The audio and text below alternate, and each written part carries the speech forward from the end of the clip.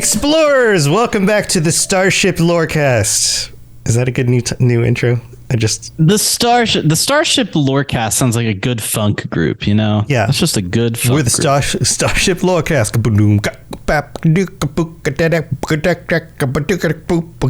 I do bass parts for funk bands with my voice. I get hired for that. That's impressive. Thanks. Very impressive. Thanks. Anyway, welcome back, everybody. This is another episode real fast because we've got so much cool stuff to talk about.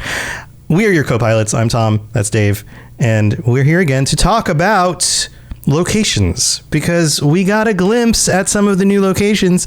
And this week we're starting with New Atlantis. Dave, you excited about New Atlantis? I'm excited about New Atlantis, one of essentially Bethesda's biggest cities that they're making. Yeah, that's what they're saying. I'm trying to think of cities that are bigger, like I'm guessing the Imperial City. I'm guessing Imperial City was pretty big. It had lots of different little sections that got divided up into loading screens. But most of the cities that we've seen in the more recent games, like Skyrim, all the cities are fairly small. Fallout 4, Diamond City's really not that big, right? Like the Institute location's fairly large, but it doesn't really work like a city. It works more like an underground location, like a building. Right. Yeah, so this, I mean, based on what we've seen so far, this looks impressive. And we're going to dig into all the details that we have been able to figure out based on information that's been floating around, stuff from Starfield Direct. And in order to remind you what we got in the Starfield Direct, we have the video up for you right here. Listen along or watch along if you are listening at home on the audio version. The video version will be up on the Robots Radio YouTube channel. And also a reminder that a lot of the information that we're sharing will be up on StarfieldInsider.com as news articles. So go check that. Is it .com or .net? I just broke my brain. StarfieldInsider.com. It is .com. We got the .com. And the .com. Yeah. So Dave and I and a number of other people will be writing articles about Starfield. So stay plugged in all that stuff. But here, let's check out the video. This is what we got from Starfield Direct just earlier this week.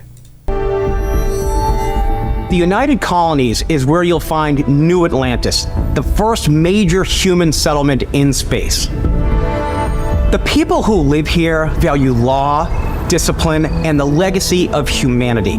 They consider themselves the true children of Earth. You ever think of joining up with the Vanguard? Help the United Colonies, even get your UC citizenship? New Atlantis isn't the only city within the United Colonies. The city of So then it goes on to some of the other cities, but we got one that like little final zoom out with the funny looking flower creature at the front. Now, Dave, while we talk, I'm going to let this loop in the background without any sound, and I'll set that up.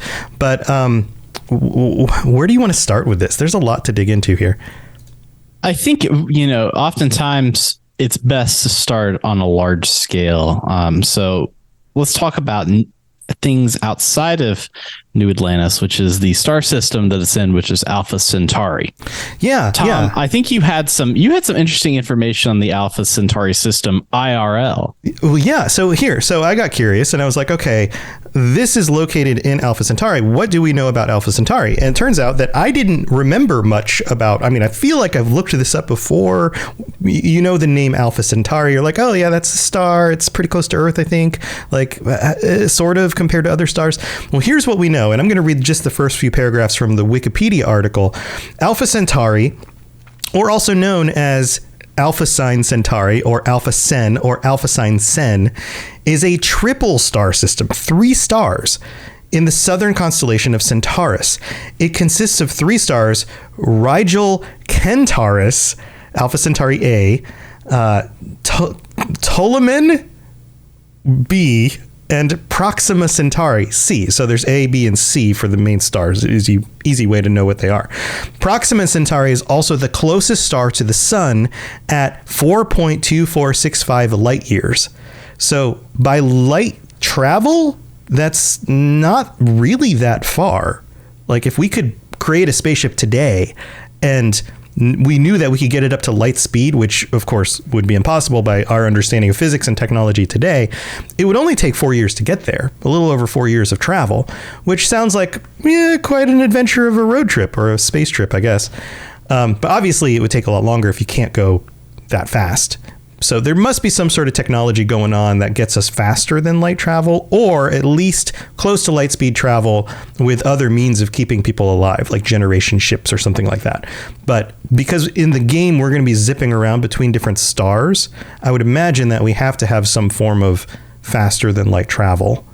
Yeah, they actually talked about what version of faster than light travel that they use. It's actually called a grav jump.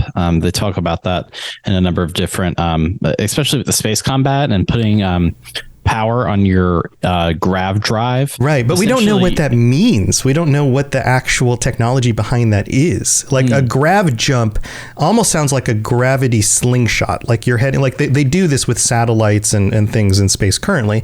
They'll send something off at a certain direction and it gains speed as it comes toward a planet or a moon, and then it whips around the moon and gets shot off in another direction. But this isn't about redirecting the momentum. It's about creating the velocity and the momentum in order to travel somewhere real fast, right? Yeah. I think, going off on that tangent, like how black holes, white holes, that kind of stuff affect gravity, and how those, we see that a lot in Interstellar, of the time difference between certain things.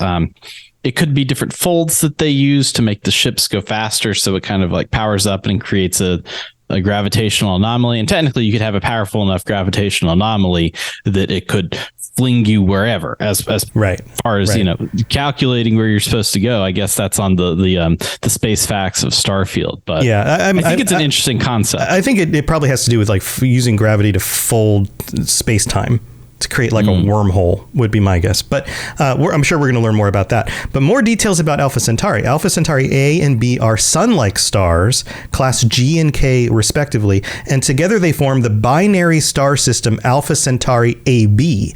So there's some complexity here. A binary star system is interesting because the stars actually go around each other. They are gravitationally locked together. To the naked eye, the two main components appear to be a single star. So if you look up in the night sky today, you would say, oh, look at that star. That's Alpha Centauri, but it's actually 3. With the apparent magnitude of negative 0.27, it is the brightest star in the constellation and the third brightest in the night sky, outshined only by Sirius and Canopus. Alpha Centauri A has 1.1 times the mass and 1.5 times the luminosity of the sun. So we're not talking like orders of magnitude. We're not talking 10, 100 times bigger or brighter. It's about 10% bigger, about 50% brighter.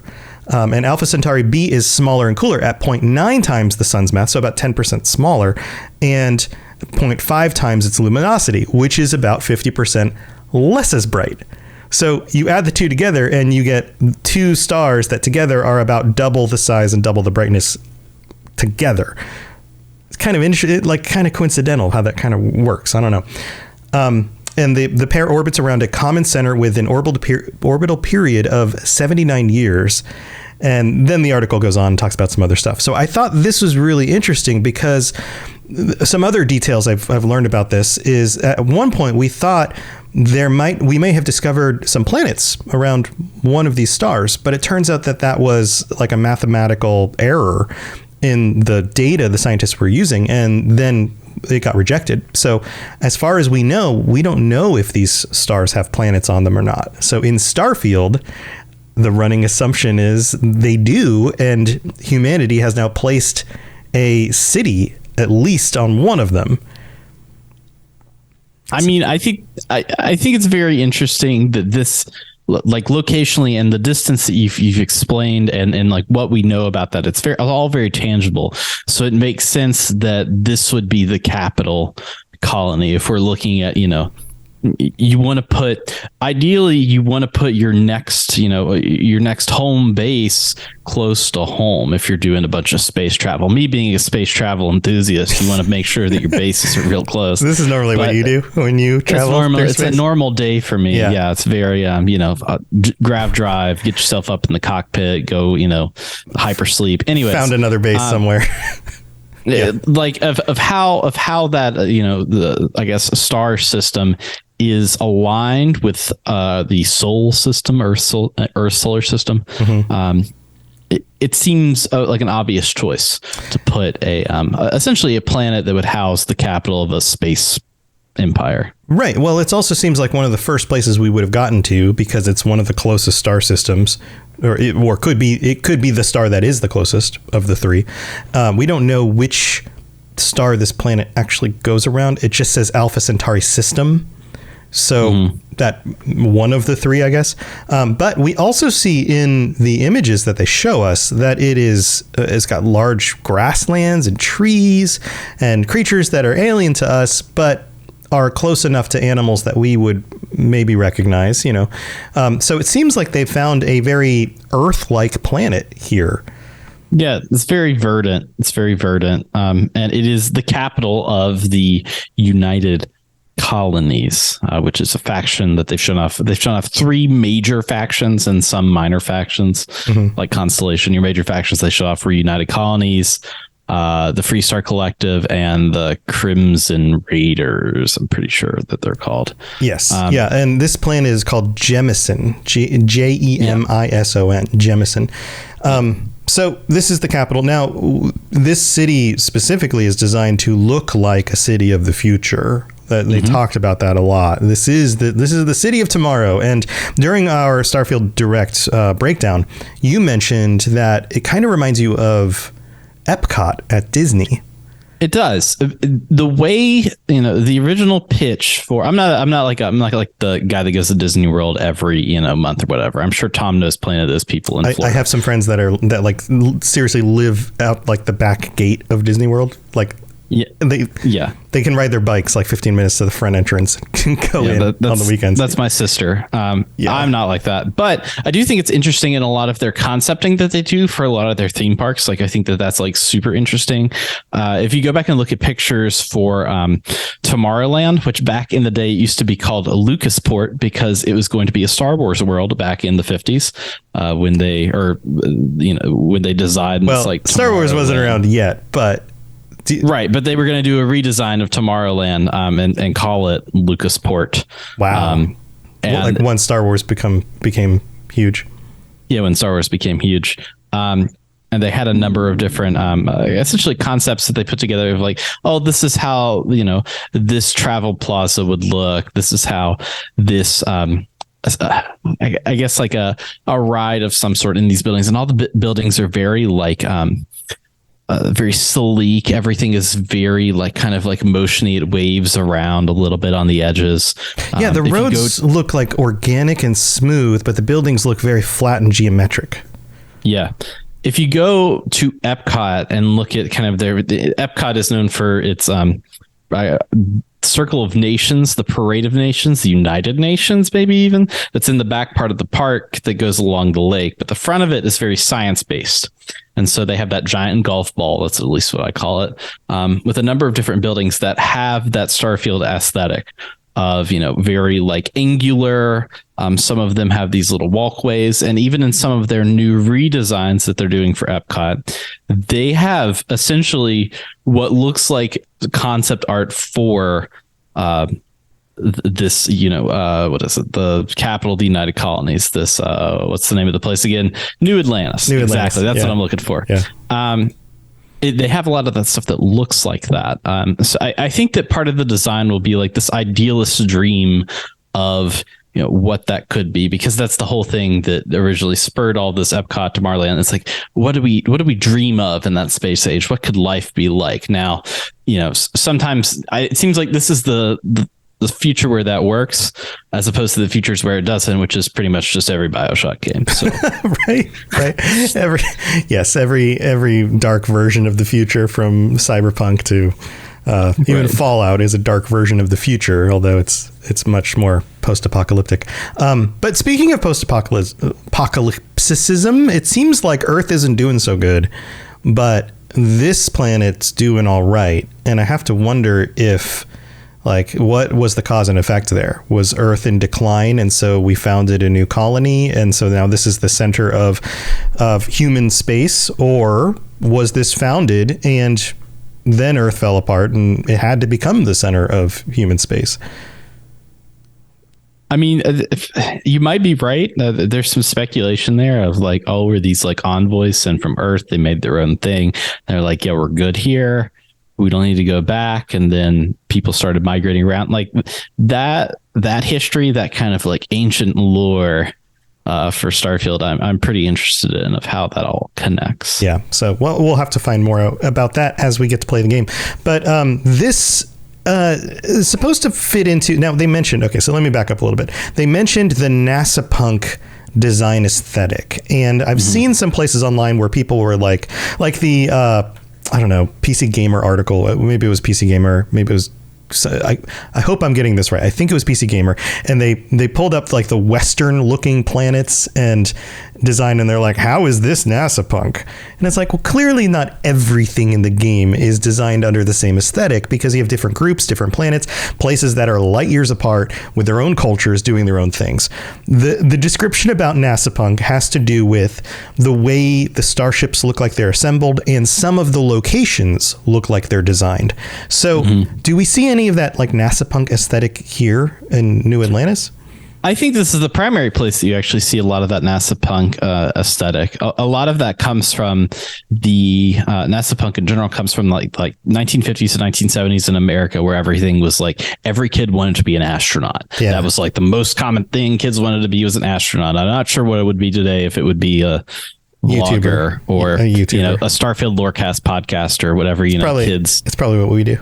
It's probably what we do. We're probably living the dream. Anyways, like that was the thing back in the 50s and like 50s, 60s, 70s. Everybody wanted to be an astronaut. Everybody wanted to go to these places. And I was reminded of this clip. I think it was from the second episode of Futurama, where they get on this little ride to go explore the moon. And it's like a rendition of what they think the first moon exploration is. And so like Fry, who's from the distant past that's been set into the future, he's like, oh, this is so cool. I've always wanted to go to the moon. And the other person that's an alien is with them is like, yeah, man, the moon is just a rock. I don't know why everybody's so obsessed with the moon, because it's just a rock.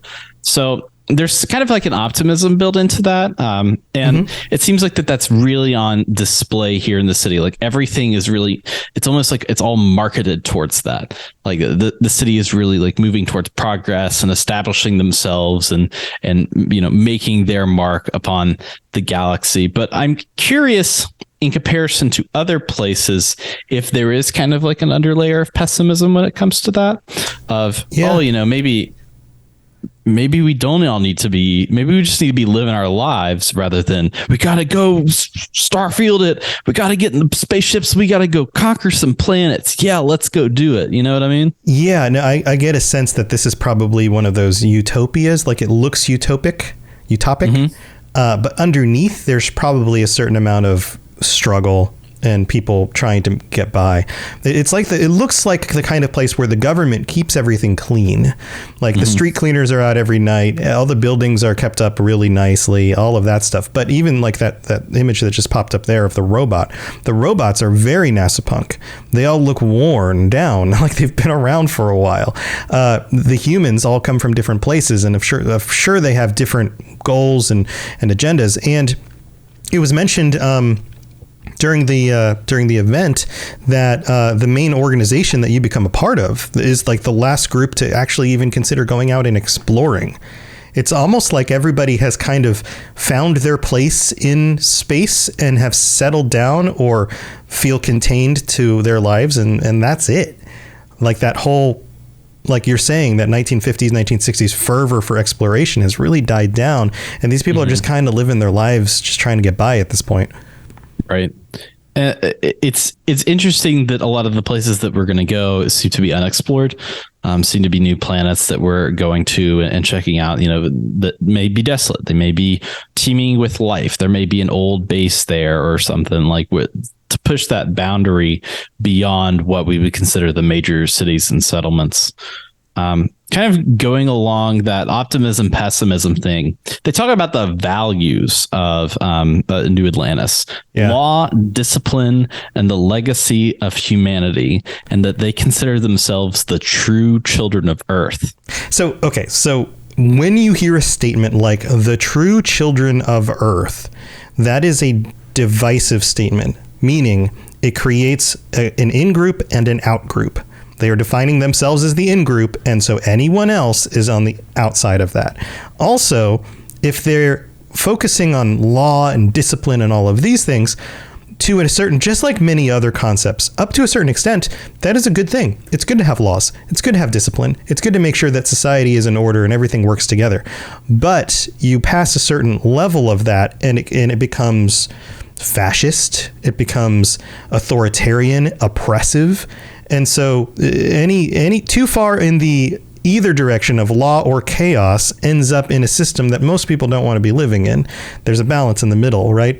So it makes me wonder, this group of true children of Earth, what is that society actually like? Is it actually utopia and people feel like, oh, I feel safe to go out and do what I want, but I still have the freedom to do the things that I want as long as I'm not hurting other people? Or is it oppressive? Yeah, law, discipline, and the legacy of the past seems like, I think for spacefaring folk, a pretty conservative policy as far as value. Which, as people, there's always going to be differing opinions. There's always going to be differing things happening within any Bethesda game. I mean, look at Skyrim, where you have free Skyrim, be a part of the Empire Skyrim. Like, there's going to be some clashing. I feel like on that. And it creates, we can talk about it. It creates kind of like two separate groups of the people that are in the system that know the thing and the people that are outside of it, much like in Fallout New Vegas of like, you got to pay 2,500 caps to get into the strip or else you suck, dude. Yeah. Or certain cities are part of the NCR. And if you're not part of the NCR, then we can't really help you right now. You need to join up. We've seen, to your point, we've seen variations of this theme in other Bethesda games. But what is the extent of this? Is it going to be one of those places that, I feel like what they're very good at doing is creating a very gray and realistic version of different kinds of groups. The Brotherhood of Steel has very high-minded ideals, but how they carry those things out can be terrible sometimes. The Enclave seems to be a group that is extremely fascist, but what if they're the only thing that's actually going to save humanity, right? There's that kind of play between the two options in a lot of the different things. And you see it in Skyrim and Elder Scrolls games, all of that stuff. So I think what we're going to get here is something that looks more idyllic than it actually is when you get underneath the surface. And so that's going to bring about questions for the way you roleplay the game. Do you burn it to the ground? Do you go along with it? Do you actually put their agenda forward because you think they're the right ones? Or do you join the Crimson Fleet and decide to just blow everybody up? Yeah, I think, and is the Crimson Fleet really trying to blow everybody up? Or are they just trying to like, hey, we've been excommunicated from the United Colonies. They don't want us a part of it, so we're going to steal from them. Much like the Raiders, I think, in Fallout 76. Yeah. Or like a Robin Hood kind of group where they're just taking care of the people who nobody else is taking care of. Yeah. Kind of moving into who all would be included in this group. In that trailer, there are flags in the square, which have a lot of different colors, a lot of different symbols on there.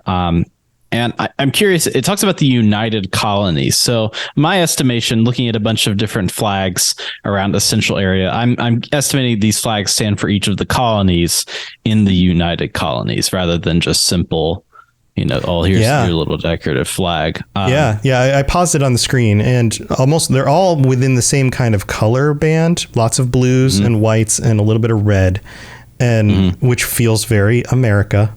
Right. Like but it also feels very European. Almost the majority of European nations have red or blue or white in their flag colors. Right. And then maybe a different variation on like an orange or a green.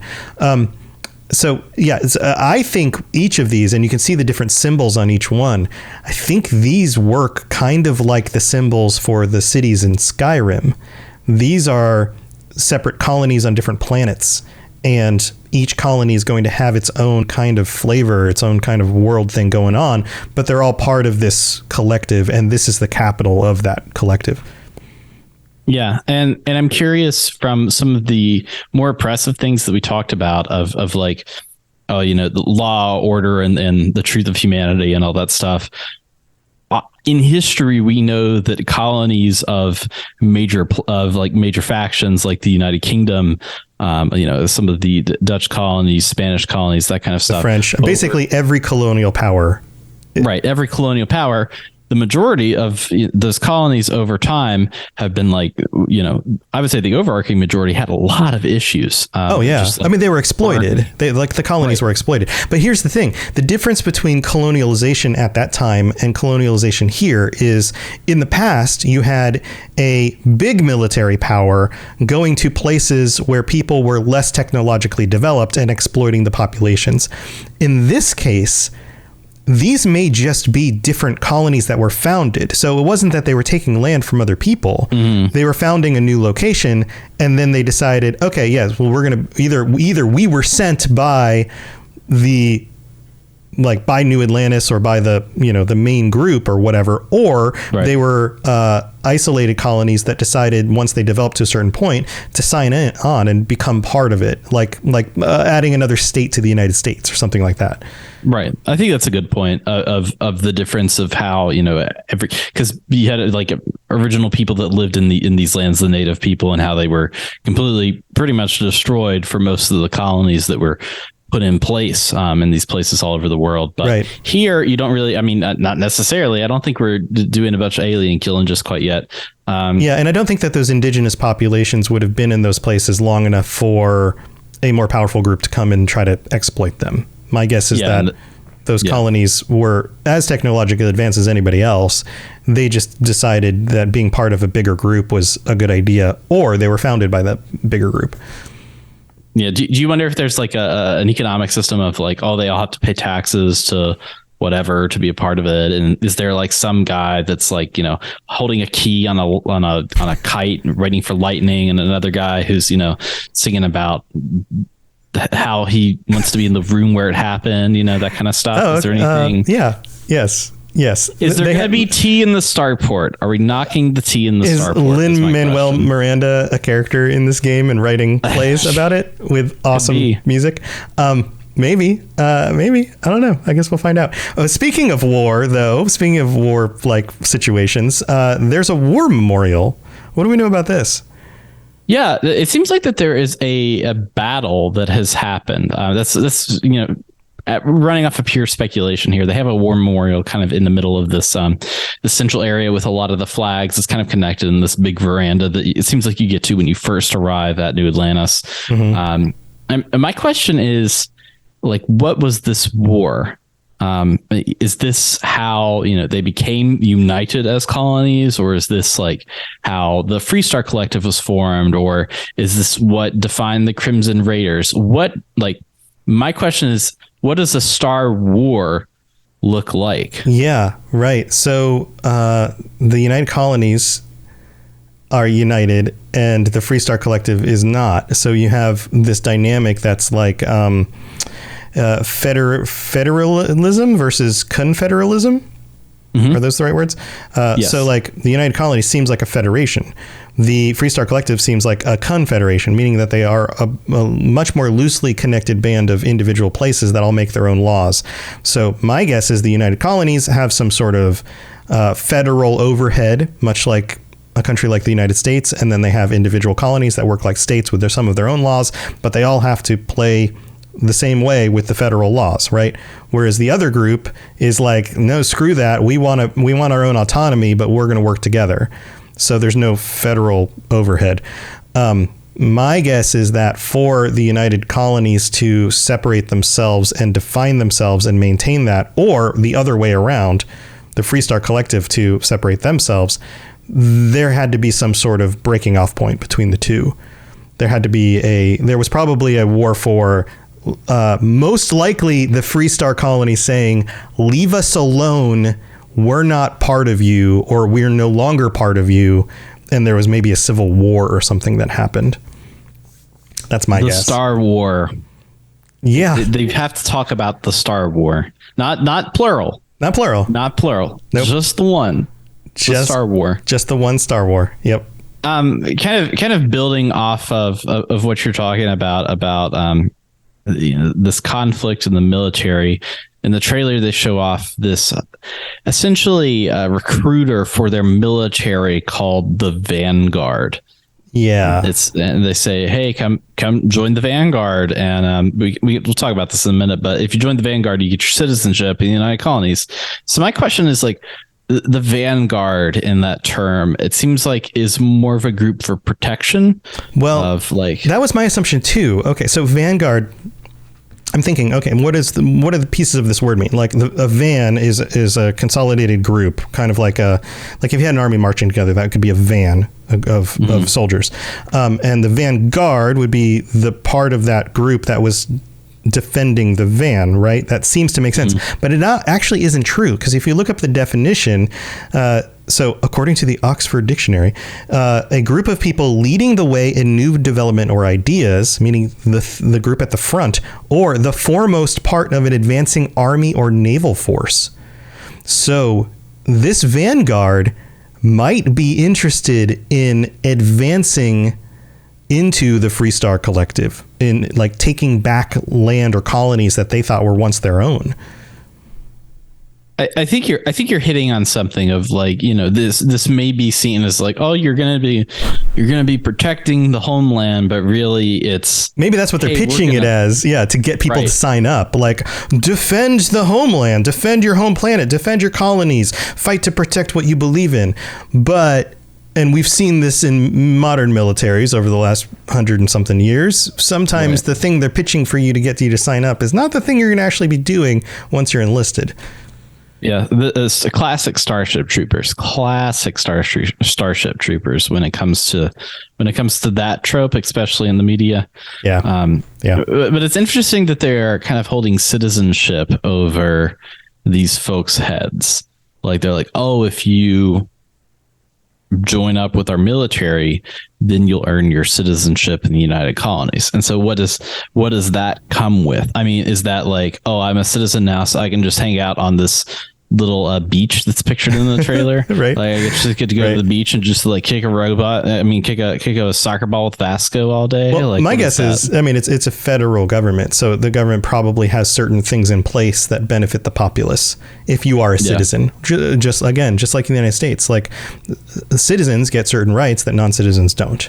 So if you want those rights, you need to become a citizen. Also, there may be something like a requirement, like if you want to purchase land or own land within any of these locations, you have to be a citizen in order to do that, right? And then that becomes very, very difficult. So in a future where you have the technology, like you could be a space farmer on any planet you come across and just like, you know, squat for whatever land. If it's land that's already owned by one of these colonies that are part of this group, then you probably don't have the right to do that. And so people are probably scrambling in order to join and become part of this bigger group so that they have the ability to at least provide for themselves. Yeah. And it's, I think about like how this would affect other pieces and parts of the economy of the star field. I keep on wanting to say the galaxy, but I much prefer calling the whole area the star field. Yeah, it's not a complete galaxy either. It's like a very specific set of stars that are within a certain distance of Earth. Right. Which is definitely not the entire galaxy. Right. So my question is like, oh, will that affect like, oh, if you're a trader and you're not a part of the United Colonies, well, guess what? If you're not a citizen, you can't do business, or you have a reduced rate for selling equipment to us because you pay more taxes on it. Pay more taxes based on, you know, where you're from. So that creates this kind of deficit of resources for people who want to do business with these more developed areas. And so like that's gonna cause discrimination and people being like, well, fine, I'm just gonna go do my business with the Freestar Collective or even the Crimson Raiders because they're actually going to pay me what it's worth, opposed to these people that are not going to do that. And so it may be more dangerous out there. They may be less, you know, guards on every corner, but at least I have the freedom to do what I want and not get screwed over. Right. Unless you join the military. And then once you join the military and do your tour of service, being on the Vanguard, then you get to be a citizen.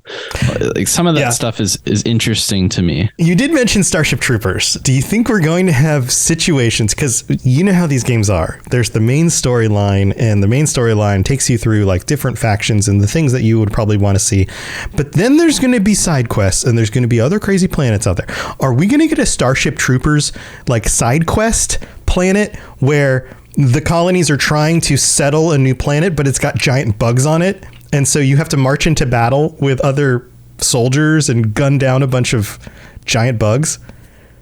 I wouldn't be surprised if that's like one of the first missions that you do, because it's like, okay, here, like that's a classic, like kind of Bethesda move. It's like, oh, here's all of the people that you came here with, of, you know, these named NPCs or whatever. And then they all, like in Skyrim, like you come in and everybody gets their head chopped off, or in, you know, in Fallout, like you do a battle and a bunch of people are like dying left and right to get through the dam or to get through whatever. Right. I think that there's a high percentage chance of having a Starship Troopers like situation in there. Yeah, I think that would be great. I expect that there will be little references to lots of different sci-fi.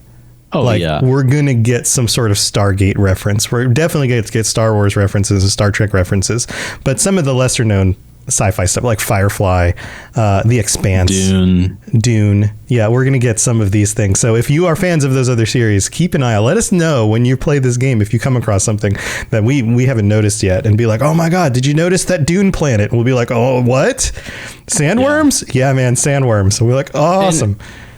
And I think a lot of people are really excited, you know, from our standpoint, it's easy to make connections like that to other sci-fi series. But I mean, the number one thing is like, oh, what are you going to make your ship like? It's like, oh, I want to make the Normandy. Oh, I want to make the Millennium Falcon. Like people are interested in finding those, you know, those little things, or making their experience more tailored to things that they know.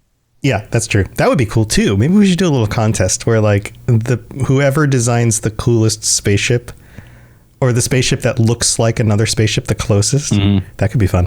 All right. So I think we've covered everything that we know right now based on the new stuff that was shown in Starfield Direct.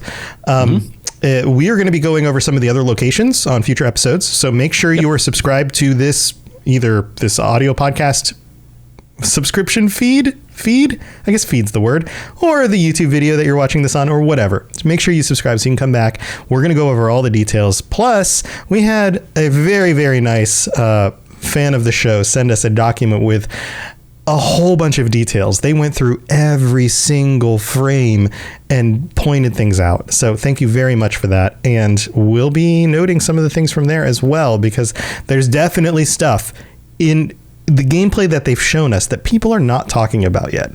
So we'll be back to talk about that stuff. And make sure that you're going to starfieldinsider.com. We'll be posting a lot of that stuff there as well. So Dave, you got anything else going on before we head out?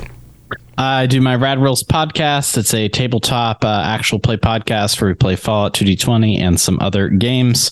We're finishing up our New Orleans stuff right now. We've got a Starfield thing coming out soon. You can find all that at Rad Rolls on every service. We're on all the services. QB. Awesome. We're on there. I'm just kidding. Yeah. No, go. All the services. Just pick a service and look it up. And it should be there. Yeah. So if you like Bethesda stuff, then go check that out. If you like Bethesda stuff, go check out my stuff as well. Follow Lorecast, Elder Scrolls Lorecast, a bunch of other stuff out there. Robotsradio.net. That's the place to find all our shows. And I guess until next time, we'll see you in the stars. We need to come up with like a good see you later outro. I think that we do. I think that maybe we need to theme that. You know, like we'll eject our seats. Maybe we shouldn't be ejecting our seats though. We're out of here. Well, we lost oxygen. We'll think about it. Maybe we'll come up with something. Crashing again. Bye, everybody. Yeah, I guess that'll work. All right. Crashing again. See you later.